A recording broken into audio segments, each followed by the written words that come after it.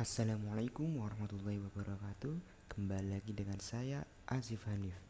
Pada kesempatan kali ini saya akan menjelaskan tentang standarisasi jaringan komputer. Apa sih itu standarisasi jaringan? Nah, standarisasi jaringan adalah sebuah ketentuan yang harus dipatuhi oleh setiap brand. Standarisasi ini bisa disebut juga aturan utama untuk jaringan komputer. Contohnya, seperti saat kita membuat kabel LAN atau crimping UTP.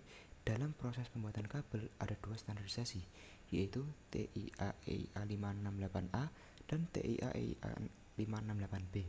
Standarisasi ini harus kita ikuti untuk membuat sebuah kabel LAN, karena jika tidak sesuai dengan standarisasi yang ada, maka kabel LAN yang sudah pasti tidak bisa digunakan.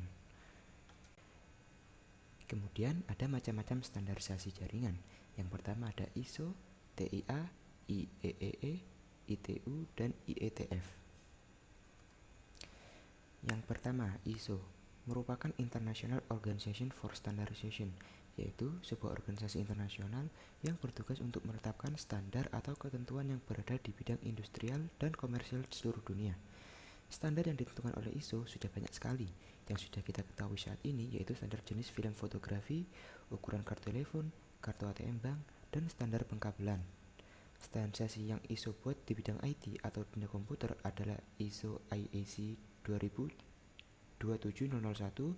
ISO 27001 merupakan standarisasi sistem manajemen keamanan informasi atau Information Security Management System. Kebanyakan standarisasi ini diterapkan oleh perusahaan-perusahaan di bidang IT. Kemudian yang kedua ada TIA atau Telecommunication Industry Association, merupakan organisasi yang bekerja sama dengan Electronic Industry Association atau EIA. Mereka bekerja sama di bidang industri pengkabelan. TIA dikenal bagus untuk mengembangkan standarisasi pemasangan kabel menggunakan desain dan instalasi pemasangan kabel yang tersusun rapi. Karena itu dapat mendukung suatu cakupan aplikasi yang luas dan memenuhi kebutuhan kecepatan yang tinggi untuk saat ini dan juga masa depan. Contoh standarisasi TIA yang sudah kita ketahui yaitu TIA EIA568A dan TIA EIA568B. Lalu yang ketiga ada IEEE atau Institute of Electrical and Electronic Engineer, merupakan organisasi internasional yang bertujuan mengembangkan teknologi untuk meningkatkan derajat kemanusiaan. Sebelumnya, IEEE memiliki kepanjangan di dalam bahasa Indonesia berarti Institut Insinyur Listrik dan Elektronik. Namun kepanjangan itu sudah tak lagi digunakan karena seiring berkembangnya bidang ilmu dan aplikasi yang diperdalam organisasi ini, sehingga kata elektronik sudah tak lagi digunakan. IEEE mencakup pengembangan di bidang telekomunikasi, jaringan komputer, kelistrikan, elektrik, dan antariksa. Kemudian ada ITU atau International Telecommunication Union, merupakan organisasi yang bertujuan untuk mengatasi masalah telekomunikasi internasional. PBB menugaskan ITUR atau International Telecommunication Union Radio Communication Sector untuk mengatur penggunaan frekuensi radio secara global. Tujuannya untuk memudahkan hubungan-hubungan perdamaian, kerjasama internasional antar bangsa-bangsa, dan pembangunan ekonomi dan sosial dengan menggunakan jasa telekomunikasi. Salah satu telekomunikasi yang dibuat oleh ITUR yaitu APT atau Asia Pacific Telecommunication. Ini merupakan organisasi pemerintah Asia Pasifik yang dibuat oleh ITUR. Lalu yang terakhir ada IETF, yaitu Internet Engineering Task Force, merupakan sebuah organisasi yang mempunyai wewenang untuk mengatur dan membuat protokol-protokol standar jaringan internet. IETF juga merupakan organisasi yang membuat protokol TCP/IP atau Transmission Control Protocol Internet Protocol. Selanjutnya ada model OSI, Open System Interconnection, diciptakan oleh International Organization for Standardization atau ISO yang menyediakan kerangka logika terstruktur bagaimana proses komunikasi data berinteraksi melalui jaringan. Dulu, komunikasi data melibatkan komputer-komputer dari vendor yang berbeda-beda.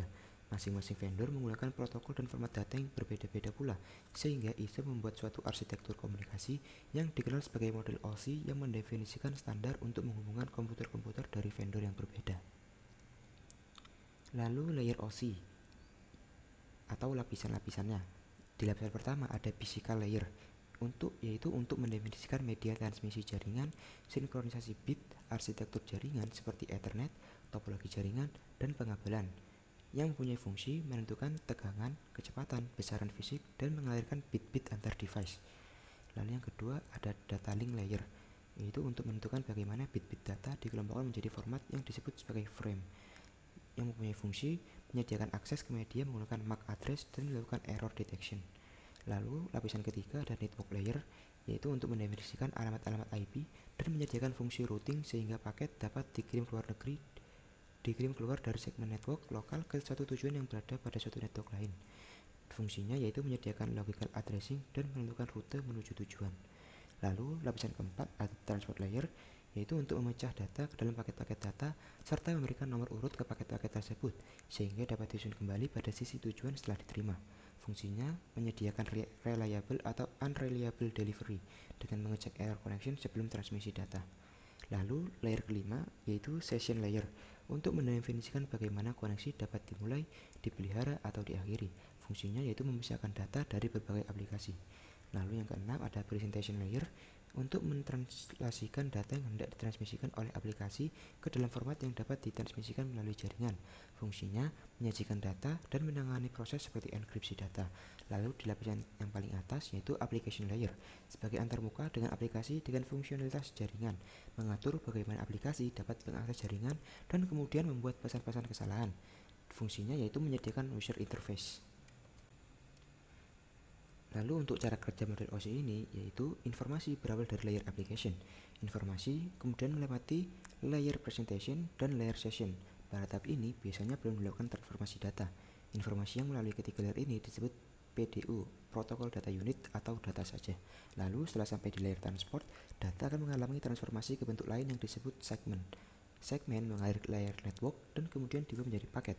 Paket mengalir ke layer data link dan kemudian diubah menjadi frame. Terakhir, frame mengalir ke layar fisikal dan kemudian diubah menjadi bits atau bit-bit. Lalu pada layer ini, bit-bit diubah menjadi besaran fisik seperti arus listrik, gelombang elektromagnetik, dan sebagainya. Selanjutnya ada TCP/IP, yaitu standar komunikasi data yang digunakan oleh komunitas internet dalam proses tukar-menukar data dari suatu komputer ke komputer lain di dalam jaringan internet. Protokol ini tidaklah dapat berdiri sendiri karena memang protokol ini berupa kumpulan protokol atau protokol suite. Protokol ini juga merupakan protokol yang paling banyak digunakan saat ini. Data tersebut diimplementasikan dalam bentuk perangkat lunak atau software di sistem operasi. Istilah yang diberikan kepada perangkat lunak ini adalah TCP/IP stack. Lalu layer TCP/IP yang pertama ada physical layer, yaitu mendefinisikan karakteristik yang dibutuhkan hardware untuk membawa sinyal data transmisi. Lalu yang kedua ada network access layer. Protokol pada layer ini menyediakan media bagi sistem untuk mengirimkan data ke device lain yang terhubung secara langsung. Fungsinya yaitu mengubah IP datagram ke frame yang ditransmisikan oleh network dan memetakan IP address ke physical address yang digunakan dalam jaringan. Lalu yang ketiga ada internet layer. Di atas network access layer adalah internet layer. Internet protokol adalah jantung dari TCP/IP dan protokol paling penting pada internet layer. IP menyediakan layanan pengiriman paket dasar pada jaringan tempat TCP/IP network dibangun. Lalu yang keempat ada transport layer. Dua protokol utama pada layer ini adalah TCP dan UDP atau User Datagram Protocol. TCP menyediakan layanan pengiriman data handal dengan end-to-end deteksi dan koreksi kesalahan. Lalu layer terakhir yaitu application layer. Pada sisi paling atas dari arsitektur protokol TCP/IP ini adalah application layer. Layer ini termasuk seluruh proses yang menggunakan transport layer untuk mengirimkan data. Lalu untuk cara kerja TCP/IP sendiri yaitu untuk memindahkan data antara dua komputer yang berbeda dalam suatu jaringan yang terdiri dari banyak komputer, dibutuhkan alamat tujuan dan perantara untuk memindahkan sinyal elektronik pembentuk data secara aman dan langsung. Lalu internet menggunakan protokol untuk menjamin sampainya data secara aman di tempat tujuan. Kemudian saat seorang pengguna internet mengirim sekelompok teks ke mesin lain, TCP/IP mulai bekerja. TCP membagi teks tersebut menjadi paket-paket data kecil, menambahkan beberapa informasi, sehingga komputer penerima memastikan bahwa paket yang terimanya tidak mengalami kerusakan sepanjang pengiriman.